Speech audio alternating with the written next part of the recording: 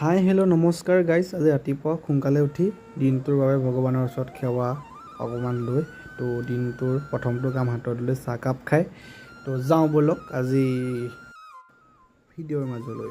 তো চোলা কাপোৰ পিন্ধিলৈ মজা আছে ৰেডি। তো কেনেকুৱা লাগিছে কমেণ্ট কৰিবলৈ একদম নাপাহৰিব। তাৰপৰা ঘৰত পালোঁ, ঘৰত পাই লগতে আহিলোঁ বিতুহঁতৰ ঘৰত, মানে বিতুহঁতৰ ঘৰৰ পৰা বিতুক লৈ তো আমি যাওঁ জয়শ্ৰীহঁতৰ ঘৰত। তো জয়শ্ৰীহঁতৰ ঘৰত আমি পালোঁ, পাই গোটেইকেইটা বহি আছোঁ গাইজ।